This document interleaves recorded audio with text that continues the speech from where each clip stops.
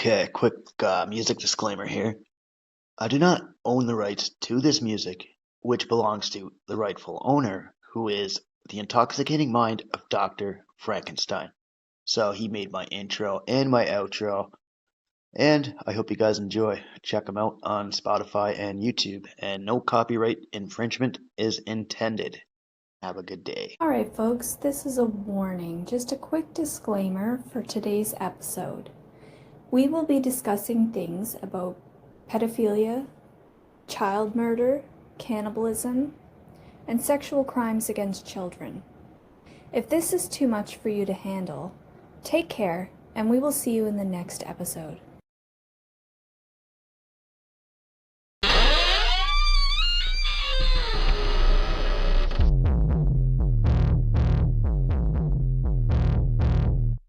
A clear choice of good versus evil, of right versus wrong.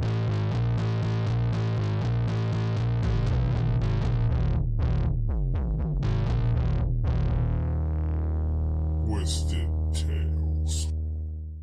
Due to some violent content, parental discretion is advised. Alright, welcome back to Twisted Tales, folks.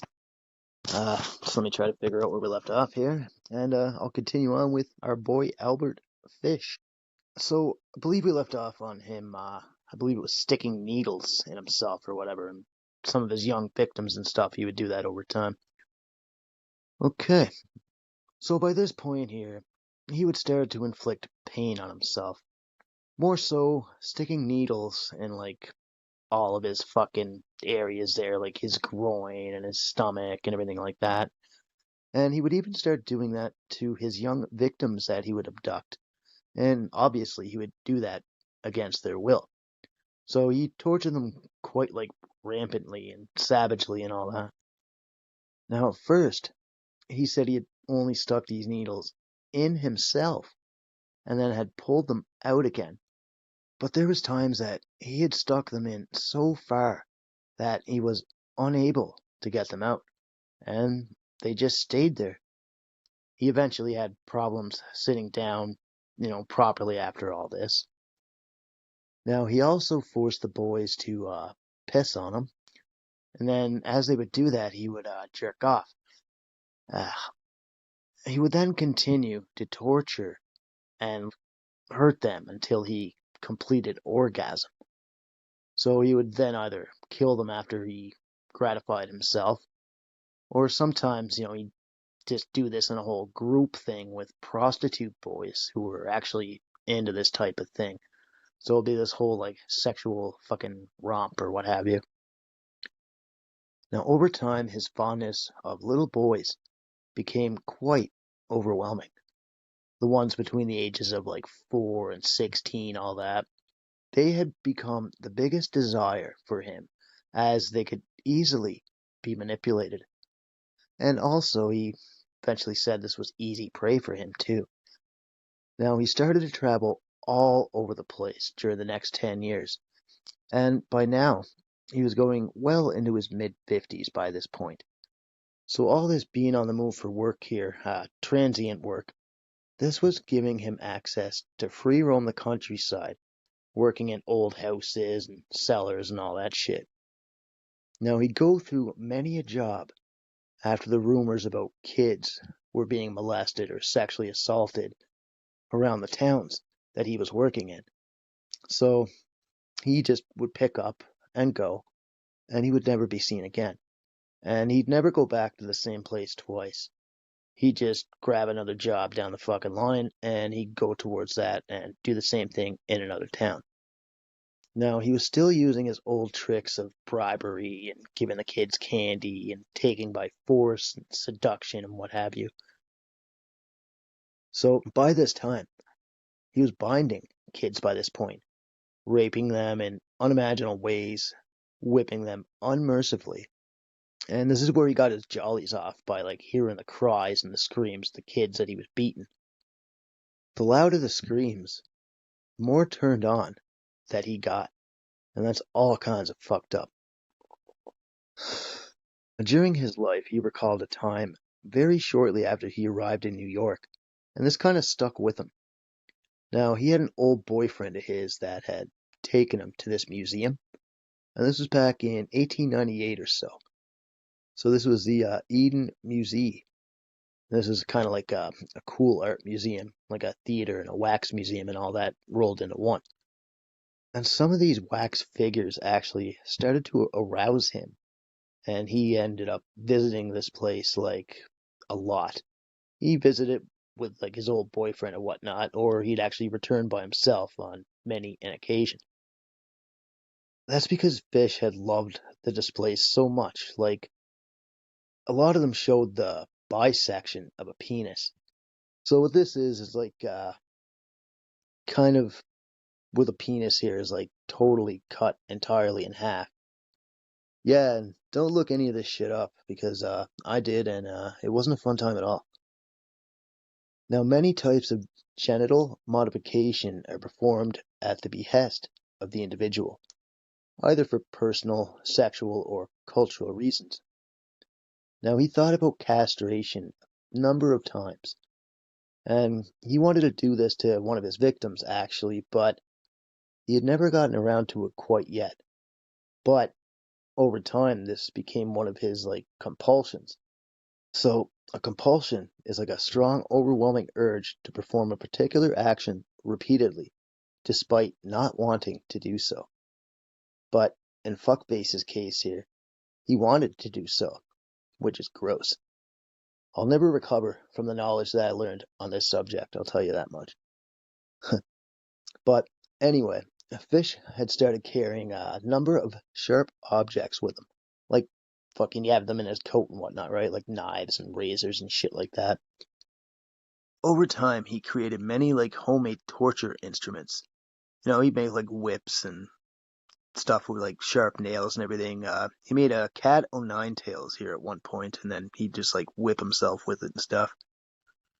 But what was his most prized possession was some instruments that he bought there, and he referred to these as his instruments from hell, or instruments of hell, what have you.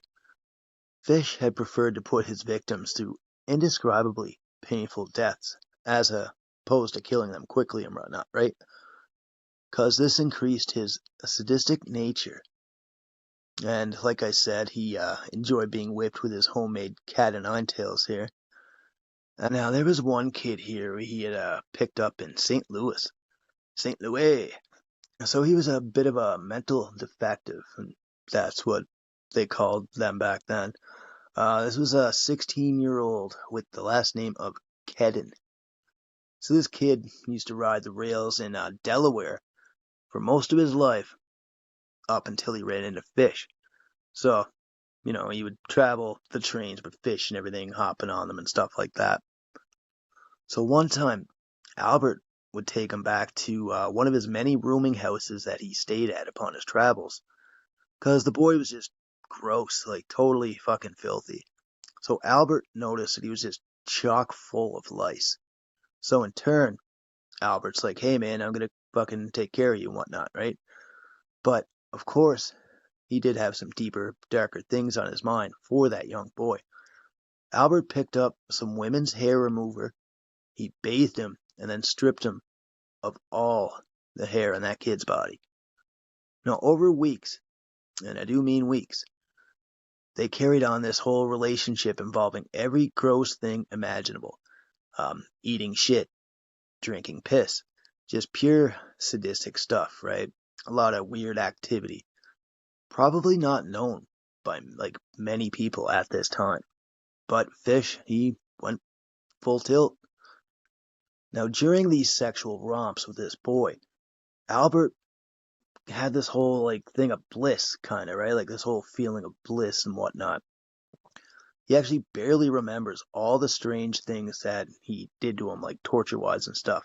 Obviously, he remembered some, but when he was doing it, it gave this guy, like a total good feeling or what have you. He kind of became overwhelmed with sexual desire, let's say that. And then he dove into, like, an almost blackout-like state. Frenzy of excitement, I guess, as he remembers it. There was tons of hazy moments going on for Albert Fish. Now, at first, this whole feeling lasted only a few months, right? Like, he'd go kill other kids, he'd get this whole feeling, right? And yeah, he was a weird cat. Now, sometimes he had this whole bliss feeling for like 5 or 6 days. And then, during all these long periods, it didn't really pan out well for the kid there. He was tortured fucking unmercifully. Now, they would play weird games like father and son, teaching games of sexual submission. Now, sexual submission refers to a state where one person willingly yields control or power to another person in a sexual setting, allowing a partner to take charge in sexual activities. And this is where one person willingly accepts a position of lesser authority or control in the sexual encounter. Now, during all these weeks of sexual debauchery, nobody questioned where Albert was, although most assumed he just fucked off for work and whatnot, right? Nobody would have thought that he was beating and raping this kid for days and weeks, or that he was actually moving closer to his desire to cut this kid's dick off. And this was coming. Albert made sure that he bounded and gagged him up really good. At first, he pulled out a sharp razor from his satchel that he had carried with him here, like his instruments of hell and whatnot. He sliced into the kid's ass. This was one buttocks, to which he tried to drink the blood that was pouring out, but he couldn't because he got disgusted and repulsed by the taste of it. Gotta eat shit. Can't taste some blood, I guess. Like, ugh. Being repulsed causes you to have like a strong feeling of dislike or disapproval or disgust even. Now, he flipped the boy over after this onto his back, played with his testicles, razor in hand. The kid got aroused. He was giving him some pleasure, if only for a moment. And then he cut into his testicles and then kind of got a gush of blood back. And this had shot out from them, and then he cut off his dick halfway. Then, yeah, that's fucking crazy. He actually went to continue on his work on the boy for a few moments. This was until the young boy looked Albert in the eyes, like, straight with a disgusted face. They locked eyes and, had like a what the actual fuck moment, right? This here had made Albert stop doing his deeds, and he wrapped a towel covered in Vaseline around his wounded penis. He dropped a $10 bill on the floor for him, and he left town. He never did see that kid again either. Nothing is known of whatever happened to that kid after that horrific act or whatnot, right? Fish never heard what became of him, or didn't give a fuck to find out anything about him afterwards. Now, Fish's recollection of the events later on, in his own words, he said, "I shall never forget his scream, or the look he gave me." He initially planned on killing Kedden, but for some strange reason he tended to the wound. Some say he poured like bleach over it, or he poured like fucking cleaning shit all over him or whatever. And then he gave him a kiss, farewell, and then took the train out of there. But I mean, that's just the weirdest fucking thing to ever do to anybody. I mean, to even think this far into this, right? And originally he was going to dissect this kid up, cut him into pieces and eat his flesh, but I guess it was wicked hot out there and it would have been too hard to, transport all this stuff without it stinking up and everything. And yeah, it just didn't shake down this way at that time. But he was having thoughts of getting into cannibalism going forward, right? This was something that was always on his mind. But the funny thing is that after this whole event, though, this was something that he always thought about. And during his later crimes, he actually succeeded at cutting a kid's penis off fully. And it's not known how many kids that he did this to, or if, he fully or partially cut off their penises. I'd rather not know. Now, these urges got the wheels turning in his own brain. So he actually made the decision to kind of cut off his own penis. He made an attempt at this, but he found the act to be way too painful and he kind of kiboshed the whole attempt and he didn't go through with it.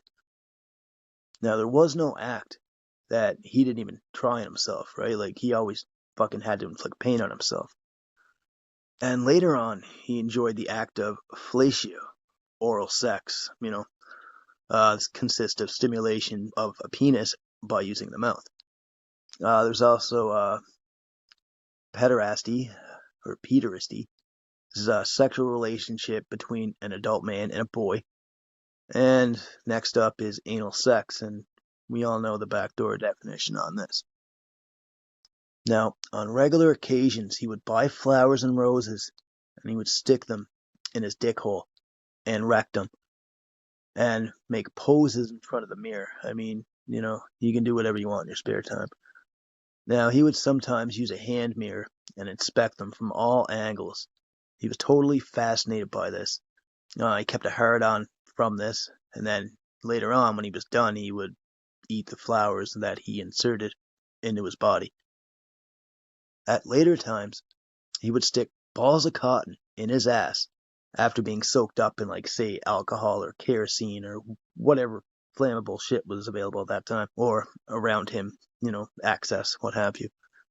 So he took whatever he had on hand, or an ass, but there's no jokes here, I'm sorry, but I did spell butt, B-U-T-T, for you guys, I have to amuse you guys through these dark times of this podcast. Haha. Now, besides satisfaction on the streets, he had also visited brothels and shit like that, right? This would be a house where men can visit prostitutes, male or female, whatever floats your boat, there's no judgment here. Here, he would beg to be stripped naked and whacked with the cat o' nine tails or a paddle, whatever they had on hand. So while in these brothels, he would be stripped naked, whacked with a cat o' nine tails or a paddle, just as he had gotten done to him at that orphanage, right? Now, he was bound, so the prostitutes could do this, and he could not get out of it. He also had his ass hit with, like, leather straps until he achieved orgasm. He'd be ever so delighted to be hit with his cat o' nine tails by his own hands until he was bloody and the blood was running down the crack of his ass and down his legs and whatnot, right? He also had his flesh all bloody and ripped up in this process. So for those of you who don't know, cat o' nine tails is like a multi-tailed whip or flail. It was heavily used by the Royal Navy and British Army here as a judicial punishment in Britain and some other countries.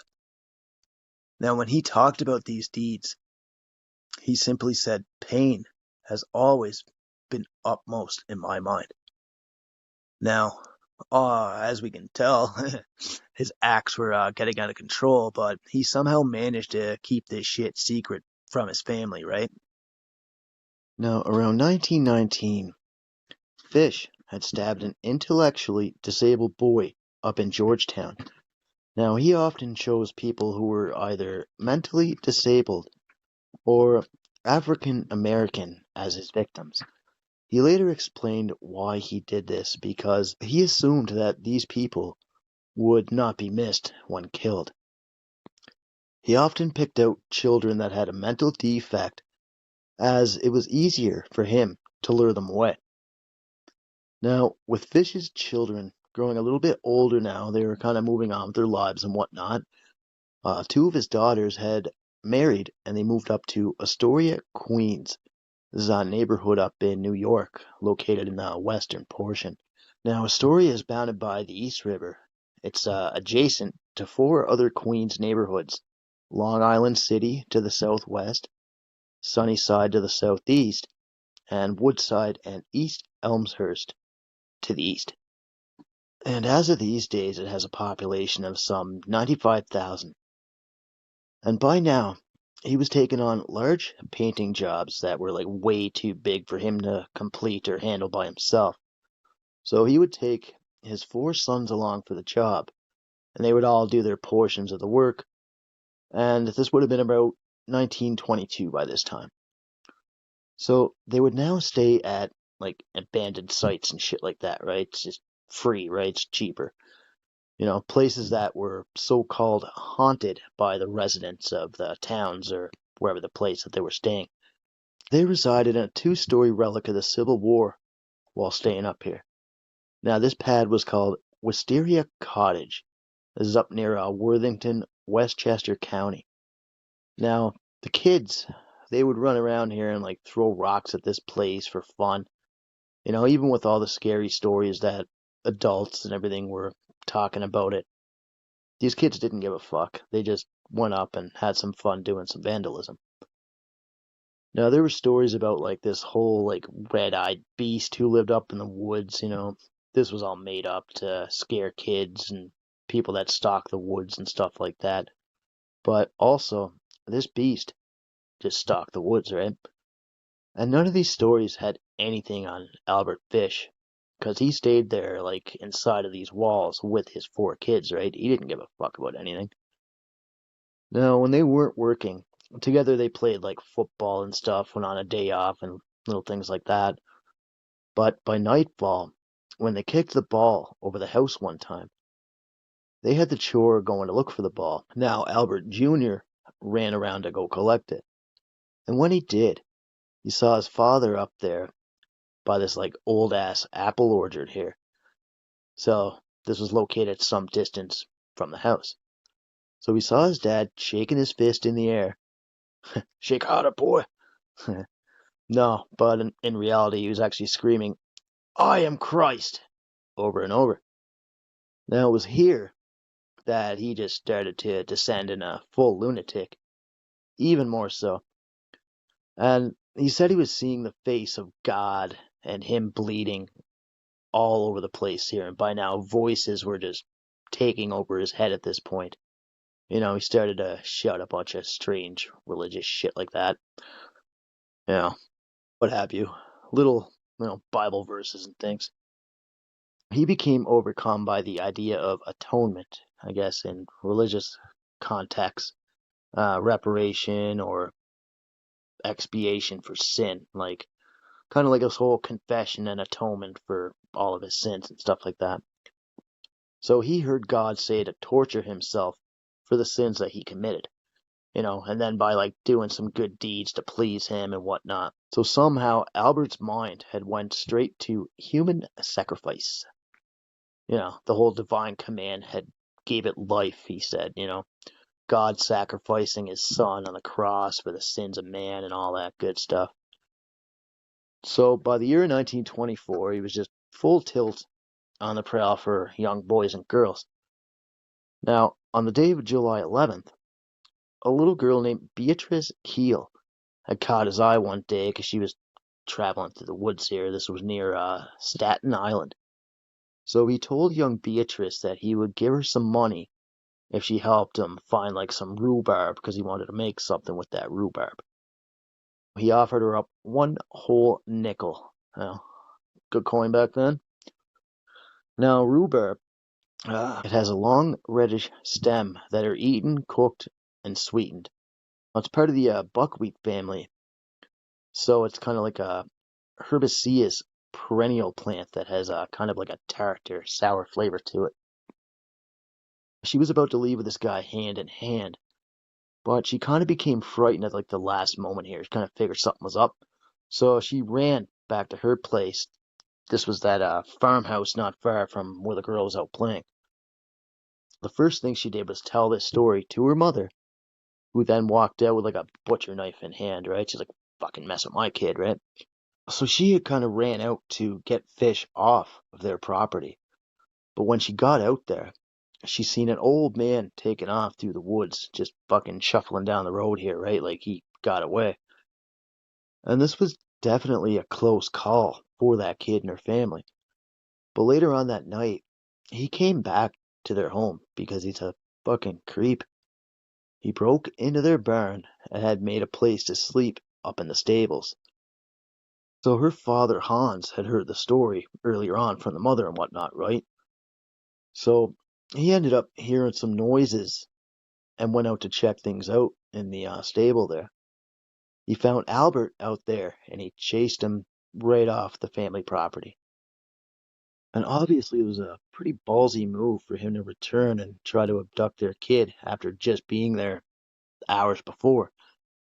And this incident actually had made the papers and whatnot, and the mother actually dubbed him as the Gray Man. So this is what he later became known as.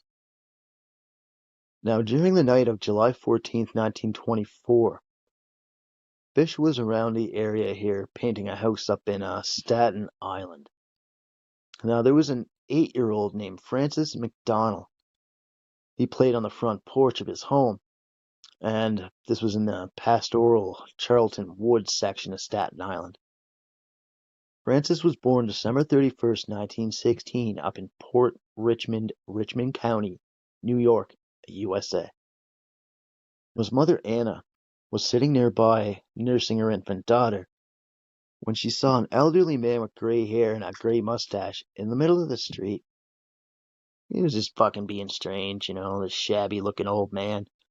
He was constantly like clenching and unclenching his fists, mumbling to himself, shit like that. The man tipped his dusty hat to her after a while, and then he disappeared down the street, which she kind of thought was really odd, right? Now, later that afternoon, the old man was seen yet again. This time, he had been watching Francis and 4 other boys play ball. Now, the old man called to Francis to come over to him. The other boys continued on playing, right? They're like, nah, we're not going to deal with that. A few minutes later, both the old man and Francis had just disappeared. A neighbor, this was one Jacob Stern, had noticed that a boy that looked like Francis walked that afternoon into a wooded area with an elderly gray-haired man walking slightly behind him. And he thought this was a bit weird, yeah, but where they were headed up to, like where the two were going, this was actually up to a park where a lot of kids go with their moms and their dads. So it wasn't anything that out of the ordinary. The disappearance of Francis didn't go noticed until he actually missed dinner. His father went to the police station and reported him missing, and then he told them about the old man that his mother had seen. The father and police had organized a search for the boy, and this included people that knew the family and people that didn't know the family. They were just there to help, and that's totally awesome. They actually found him up in the woods on July 16th. He was actually found by a local Boy Scout team that joined in on the search. 3 Boy Scouts, I believe. The Boy Scouts were Thomas Pisoni, Henry Lozano, and there was a Henry Wood. So all these dudes were looking for him, and they found him, unfortunately. Now, the poor kid was located under some branches on a 10-acre plot of dense woodland in Staten Island, and he was only missing some 24 hours. So this is going to get bad here, folks. The kid had been horribly assaulted. His half-naked body was all covered in wet leaves, branches, clumps of dirt. It was kind of like a shitty attempt at like some kind of half-assed burial. Now his clothes had been torn from his body. His shoes and socks were taken off. His clothes were torn and scattered about. Around his neck were his own suspenders. They were used as a noose to strangle him, and these were less than 2 inches in circumference. Francis had been beaten so badly that police had doubted that there was an old man that had enough strength to beat this kid like this because the old man was just frail, right? The beating, it was just so severe. Perhaps the old man had an accomplice or something, right? That's what they thought, because the accomplice would have had the strength to maul the child. But in reality, all of this was Albert Fish. There was no fucking accomplice, anything like that. So what Fish did, he lured him into the woods with some raisins as a treat. And then he fucking got him in there and he carried on this vicious attack. When detectives looked at the child, they were totally shocked. His clothes were ripped off with such force that all his little buttons had fucking popped off. Seams of his clothes were torn. His small little hands were all bruised up and discolored from the force of being pinned down. He also had scratch marks on his face, his neck, and his arms. His bum was exposed through tattered pieces of his khakis, and these were covered with semen stains, proving that the little dude had been viciously raped. When the chief medical examiner took a look at this boy later on, it showed the boy's lungs and kidneys had been ruptured throughout the attack. This had contributed to an internal hemorrhage, along with the strangulation. This had unfortunately caused this kid's death. So, during the autopsy, it revealed that he had raisins in his stomach, and they weren't given to him by his parents or any of his friends. So they figured out that only the killer could have gave him these.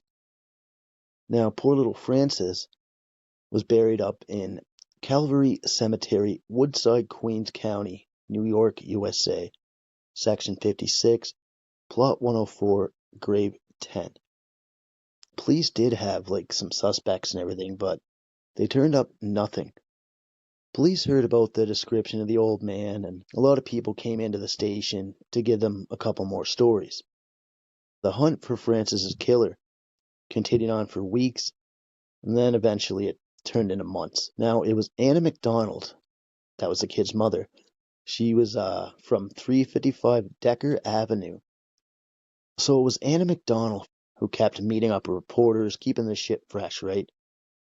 She said, "Help us catch the monster who murdered our little boy." Now, Arthur McDonald, now this is the kid's father, he also helped look for his kid, obviously. He was actually a policeman. Now, he was transferred precincts to actually help things along.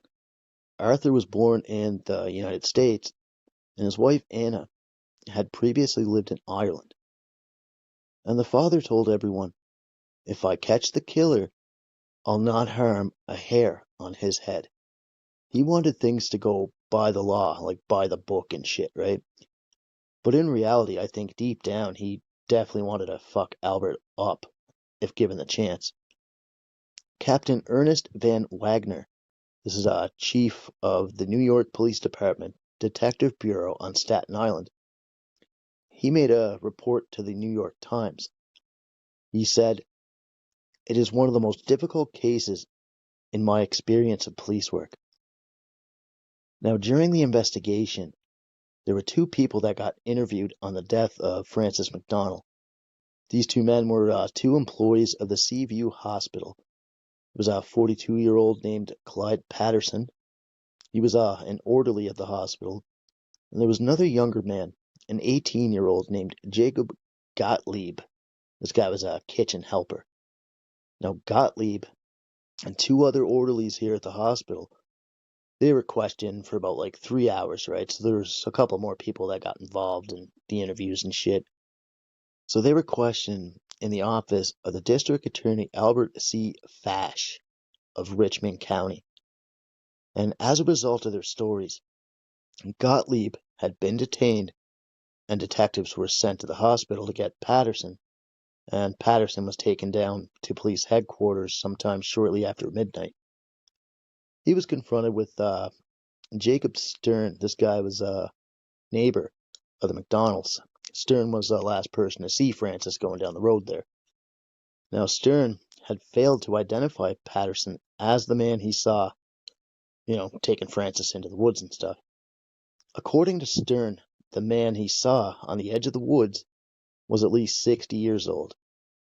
Now, District Attorney Fash, however, ordered Patterson and Gottlieb to be held overnight and arraigned in court in the morning. When the prisoners were arraigned, Mr. Fash said, "You will have the boy's mother, brother, and several playmates, all of whom saw Francis with an elderly man shortly before he disappeared in the woods," because he gathered them all up to see if they could identify Patterson. Patterson and Gottlieb were held on collateral charges coming from Gottlieb's statement to the prosecutor. Now, Mr. Fash said that Gottlieb informed him that he and Patterson belonged to a certain group of employees of the hospital, which is like a city institution about 2 miles from the scene of the murder. This whole group thing that they were in, according to Gottlieb, they had frequented a place called Rattlesnake's Nest, or the Rattlesnake Nest, what have you. This is a part of the woods in which the body of the McDonald boy was found. Now, the district attorney had announced that he was looking for 2 orderlies at the Seaview Hospital who were discharged last Saturday. He said that they belonged to the Rattlesnake Nest group and had been discharged because of conduct similar to that which led to the murder of the McDonald boy. So it's now believed that 2 or more men may have been implicated in the death of the boy. They said the raisins were found in his stomach yet again, indicated that he'd been offered these in order to lure him into the woods. And nobody had raisins at home or anything like that. So while the man seen with Francis just before he entered the woods was described as elderly, different witnesses said like 50, 55, you know what I mean?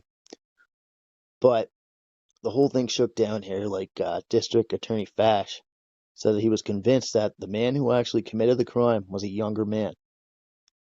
Fash based this theory on results of the autopsy performed in Port Richmond morgue. This was by Dr. George Mord. So he was assistant medical examiner here. He was in charge of the Richmond County portion. Now, in the presence of Dr. Charles Norris, the chief medical examiner and other physicians, detectives, officials, all that shit, they said that the medical examiners agreed that the condition of the body showed that the beating had been administered to the boy by his assailant, which would have been beyond the power of any ordinary man of 50 or 60. They asserted that the autopsy was extremely important and that it eliminated from suspicion any old man or any inmate of Seaview Hospital or the adjoining, other city institutions and shit. Now, this murder was committed by a man in the prime of his life, said the DA. Now, he said, I should say the murderer was between 17 and 40 years old. Had no doubt that the murderer was the work of an abnormal man who strangled the child in order to keep him from calling for help. Dr. Mord said that the principal cause of death was a strangulation caused by the murder making. Now, some folk were questioned, like Captain Ernest L. Van Wagner. He was chief of Staten Island detectives.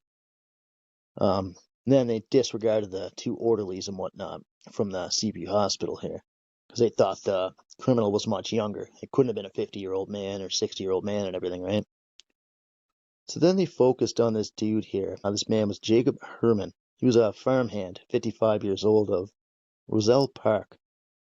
Now, Herman escaped from Morris Plains State Hospital from the insane on a Monday morning. He said he took a ferry boat from Elizabeth Port to Mariners Harbor, Staten Island. He spent Monday afternoon and night on Staten Island. So he said that he was walking through the woods in Port Richmond on Monday evening when he came across the boy's body on the ground. He had something wrapped around his neck. When he discovered that the boy was dead, he just ran away, and the rest of the night he said he just slept on a big rock in the woods. This man could have easily gained all the information from the newspapers, and it was just spewing it back at them, right? When found, he actually had a pocket of newspaper clipping giving the account of the discovery of the McDonald boy's body, right? So he already knew about this, right? He was probably just saying like, hey, I did this or what have you, right? Or all that crap. So Herman gave information about the woods, which he could only have learned by personal observation. He told of a place where the water had ran under the sidewalk. He also described a street near the woods which was torn up for a gas main. Captain Wagner said the man's description was correct in all the details and that he regarded his story as important. Herman was detained as an escaped inmate of the state institution. Then the captain said that he and the district attorney will question the man later on. So, later on, a 17-year-old girl had come into the police station. Her name was Jenny Carlson. Now, this was a few days after the near abduction of the Keogh kid. Now, the girl was chased by an old man in the very same woods that the McDonald boy was found. She was walking through the woods. She heard this weird howling, and then she looked around and saw nothing at first. But through the trees, on the top of the big rock, stood an old man, crouched over and eating something from his hands. All of a sudden, he jerked his head in her direction. They both made eye contact. He jumped off the rock and started running right towards her. And she took off through the forest, with the old man directly running behind her. She made it to this whole cornfield here and just hoofed it through there. And then she made it to a hollow located near her house. She clung to a tree to catch her breath, and she was just crying, right? She heard the snaps of bushes and twigs all around her, right? So somebody was coming, like, wicked close, right? So they would have found her. So she took off and she ran, and she ended up making it home. Now, her mother was out looking out the door and stuff there, so she ran up into her mother's arms, crying uncontrollably. And when the mom, took a peek around to see what was up, she saw the old man just outside the forest, just standing there. He was just staring right back at the mom.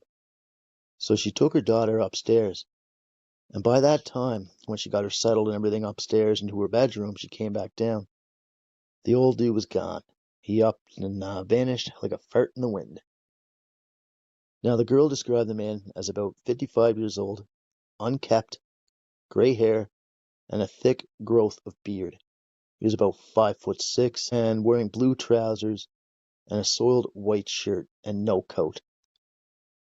Mrs. Carlson said that she had seen the same man wandering around the vicinity several times during the last 2 weeks. At another time, she said that the man had spoke to her, kind of sounded Italian or what have you.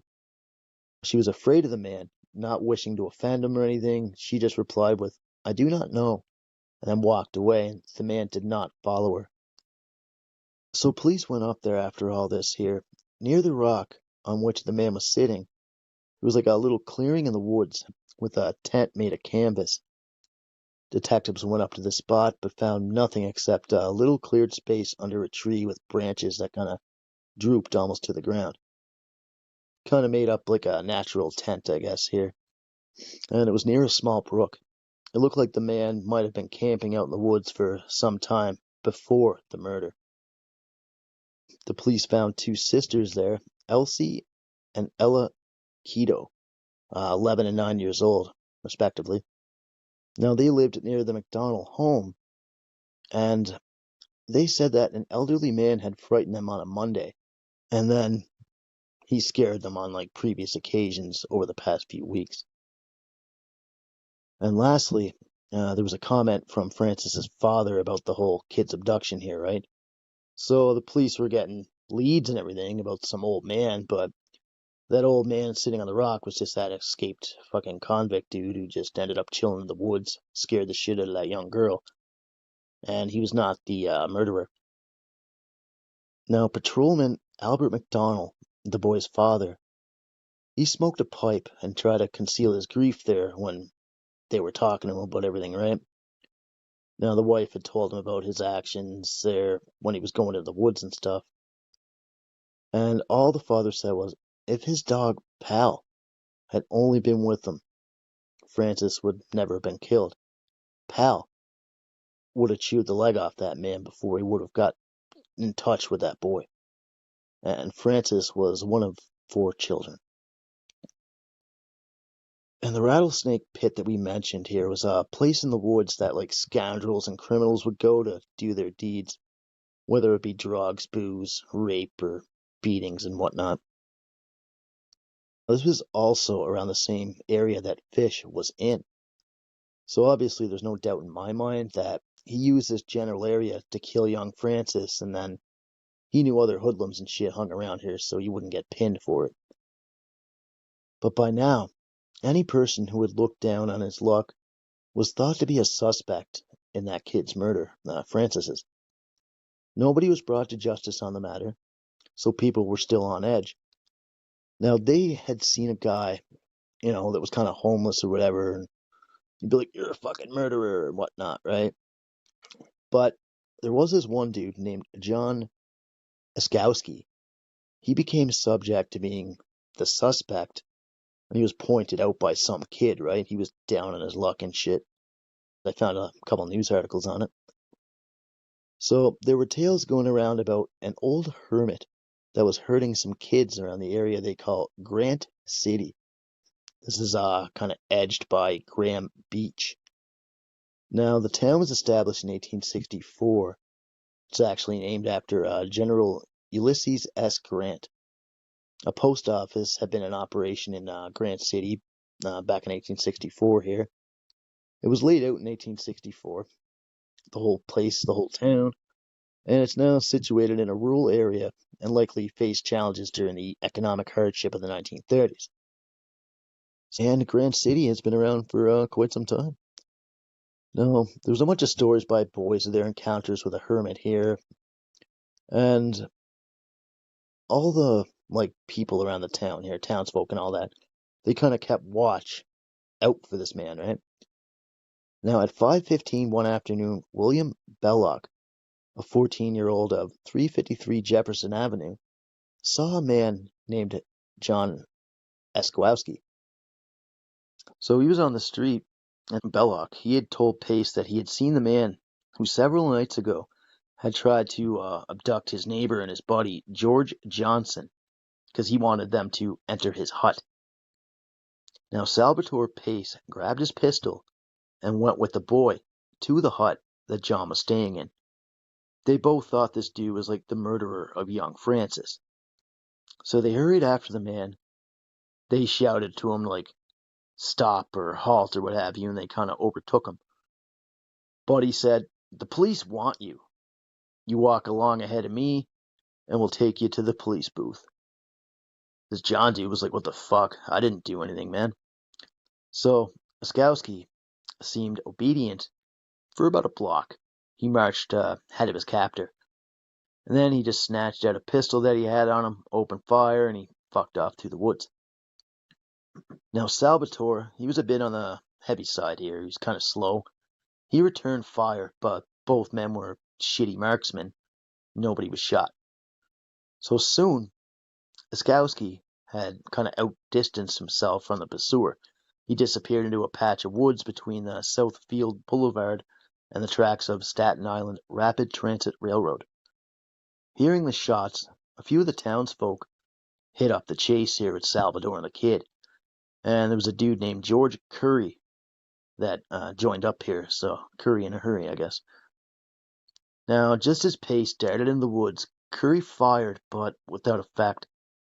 Oskowski poked his weapon out from behind a tree, shot once at Curry, and then fled deeper into the undergrowth.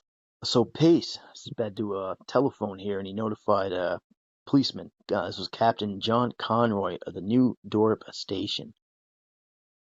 He said that the man against whom the complaint had been made had been found and was hiding in the woods here, firing at two men who tried to stop and try to take him.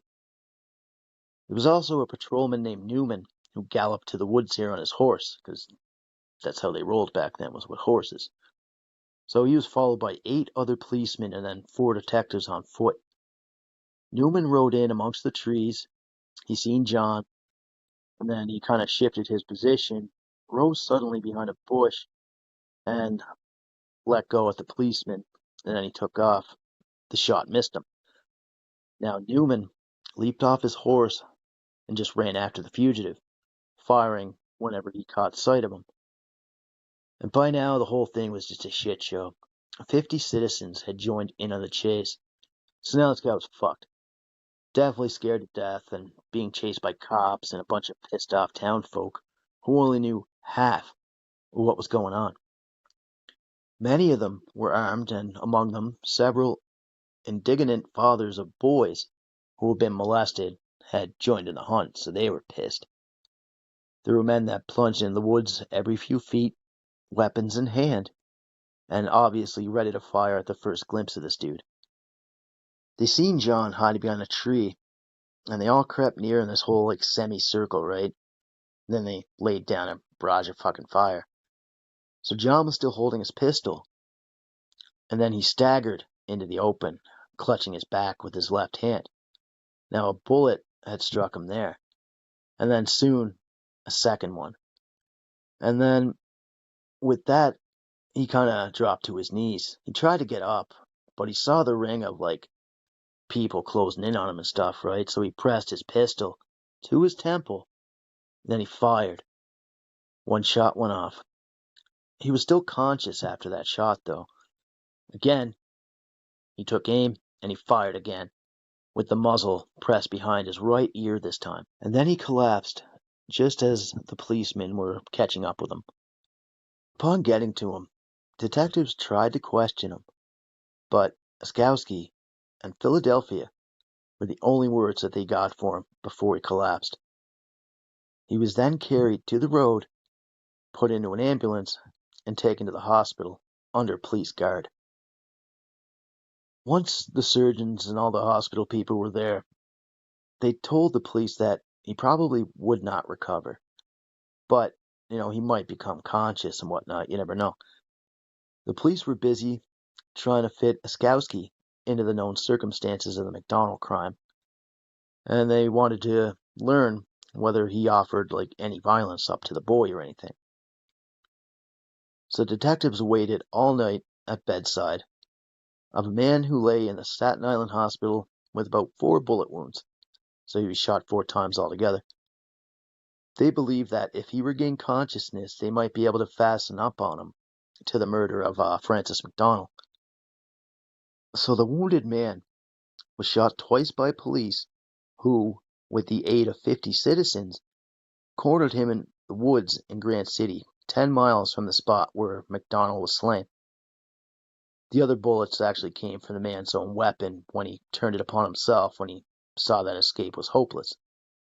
Now, John had been living there in that little fucking shanty for about a month there. This was 350 feet west of Grant Beach on the south shore of Staten Island. Apparently, when it all came out, he was just a dude down in his luck, like I said. He used to be a farmer from Philadelphia. Now, him and his wife parted ways, or they had a fight, and he fucked off for a bit. And then, with all of Albert Fish's craziness and dead kids popping up, this poor dude was pinpointed as the culprit. And he shot himself in front of a whole town that was chasing him. And obviously that sucks, man. He was just trying to figure his shit out, and unfortunately he died from his injuries. Now, a couple years later, this was 1927, this happened on a cold February evening where Albert Fish would strike again. So because of all of his fuckery and everything, innocent people were getting blamed for his crimes, and they were dying and shit.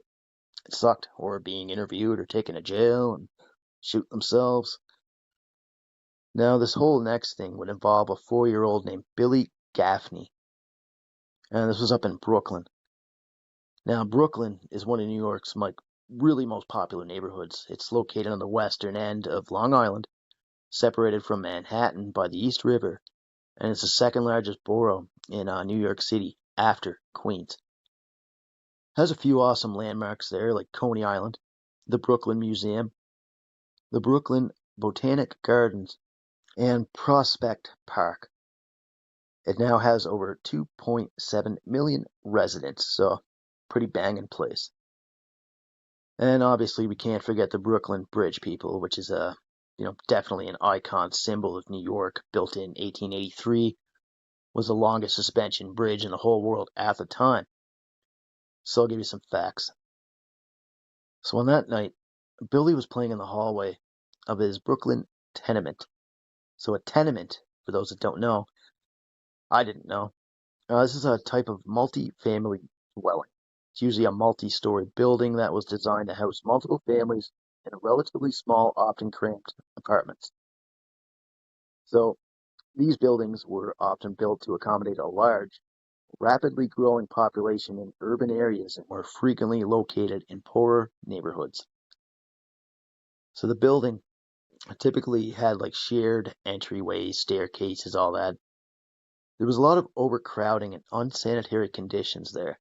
Lack of amenities were also common in many of these tenements. So this growth had led to the construction of many tenements, which were concentrated in areas like Lower East Side and other working class neighborhoods. The conditions in these tenements were often harsh, a lot of overcrowding, poor sanitation, lack of running water, proper ventilation, shit like that. So the family lived in an old 8-apartment tenement house at 99 15th Street. So there was a couple boys playing in the hallway there. The first boy was Bill Beaton. He was 3 years old. And there was another boy there, 12-year-old John McNiff. He was the brother of 3-year-old Beaton. So the 12-year-old was playing with the boys there, and then he returned to his apartment after hearing the crying of his little sister, right? His parents were doing some stuff around the house or what have you. And this kid was responsible for, like, caring for the kids, as both parents would have been out and all that stuff too, right? Because back in those days, the oldest child had ran the house, looked after shit until the folks got back from their errands, or helped them out while they were home. Now, the oldest child often took on more household responsibilities due to the societal expectations and need for family support, because families relied on all members, including children, to contribute to the household and, if possible, to earn some income. Older children were expected to be more responsible and self-sufficient, taking on tasks that the younger siblings were not yet capable of. Older children were often viewed as more mature and responsible. Parents expected them to be like less of a household burden, right? Kind of pick in, kind of like role models for the younger siblings type fucking thing. Now, the 1930s was a time of like traditional family structures, all that jazz, right? So after the oldest kid had tended to his younger sister, he came out to play with the two Billies. He got quite alarmed when he walked out, and both of them had disappeared from the hallway. He ran and told the 3-year-old's father what was up, so we went back. And the boy and his father started knocking on doors on the 4th floor, and that's the floor that he went missing from. Now, the building residents also, like, they were good people, like, they went out and helped and stuff too, right? Because they, too, went looking for the boys. Now, as they went along, they noticed that there was this trap door that was heading to the roof. This thing was usually blocked shut, but it was left wide open. Here, they found 3-year-old Billy, the younger one, sitting on top of the roof. Someone asked what he was doing up there and where Billy Gaffney was. The little 3-year-old said a boogeyman had taken him. And I mean, all children talk about the boogeyman, around this time. Hell, even like I heard scary stories on this shit growing up, right? But it wasn't so much the kids talking about like a scary tale. This was often used as like a cautionary tale or a deterrent for children. Now, the word boogeyman is linked to Middle English. So definition of this is like kind of like a frightening specter. Some say he was a phantom, as he could vanish in an instant. And you know what else is funny? Fish. It always seemed like he could just vanish in an instant. Albert Fish. He always seemed to be stalking the areas, and then all of a sudden your kid's gone. And that's a frightening enough fucking portion of the boogeyman right there. Now, the term boogie itself actually began to be used in the mid-1800s. This was as an expression for the devil or a demonic entity. And the boogeyman is often used as a tool to discourage bad behavior, especially in children. But Albert Fish, I'm going to say he was just like this demon or creature, right? Like he was there one second, gone the next, stalking his victims, stealing people wherever he pleased, right? And what nobody had known at this time is that Albert Fish had kidnapped this kid. He ran off with the child under his arm and then fucked off by running atop the adjacent rooftops and shit like that, and that's how he made his escape. Gaffney was last seen wearing some shabby navy blue knickers, a gray midi blouse, black stockings, and black shoes. He had brown hair, blue eyes, and he was kind of like thin build at the time of his disappearance, right? He had a pale complexion. He had a scar on his lower lip and a birthmark on his abdomen. Now, investigators originally doubted the 3-year-old's story and thought, the kid had simply wandered off. Now, the police were now getting wind of stories about a so-called boogeyman, and reports of children disappearing from different neighborhoods had come like pouring in, right? So eventually, the 3-year-old child, after a lot of time talking to him, offered the description of this phantom to police. And that boogeyman had been an old man with a gray mustache. So I guess, police kind of went off these leads after hearing about an old man taking other kids. And later on, after hearing about the child's abduction, a dude named Joseph Meehan came forward to police about a tale that he had witnessed. Now, he was a streetcar motorman, and on that night, he noticed an elderly man with a small boy who was crying, saying that he wanted to go home and see his mom. And later that day, Meehan had identified that child as Billy. So Joseph said the man himself was nothing special, just a mustached stranger, faded to gray, and wrapped up in this old-ass coat. The man had said that Fish had asked about some ferries to Staten Island, but when he got off the car, he was kind of half dragging, half carrying this little boy down the street, right? This was Sackett Street. This is away from the pier. And he thought this was weird because you don't just fucking manhandle or drag a child around like that. Now, the police searched Staten Island and parts of New Jersey. They also searched the dump sites, apartments, work factories, churches west of Brooklyn. And they swept through like ash piles and everything. And they dug up cellars. And they even dragged the nearby Gowanus Canal. This canal is like a 1.8 mile long or 2.9 kilometers canal up in New York City, borough of Brooklyn. Originally what's known as Gowanus Creek, it was a hub for Brooklyn's maritime and commercial shipping activity long, long ago. Over time, it helped in the coal industry and the slaughterhouses and stuff. Eventually, the slaughterhouses dumped all their animal blood and other crap in here over the years, which kind of fucked it.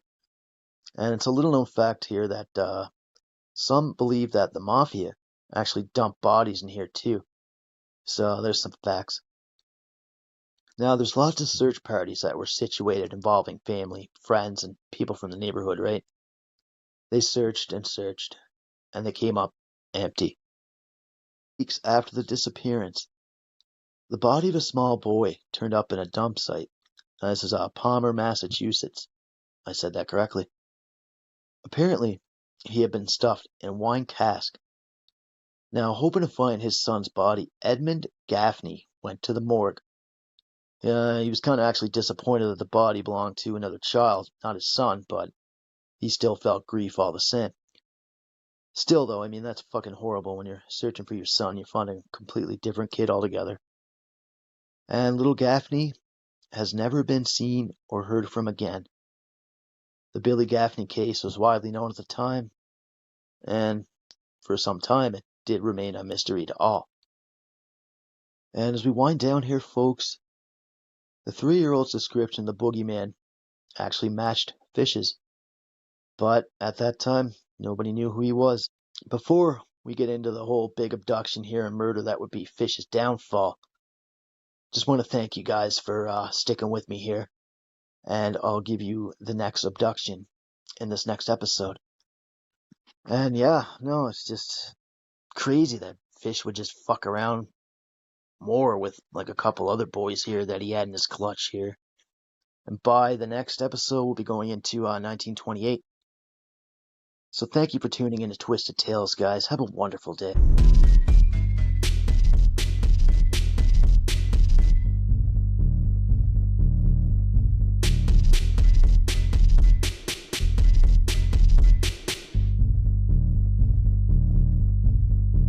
Twist, twist, twist, twist, twist, twist, twist, twist. Twisted Tales.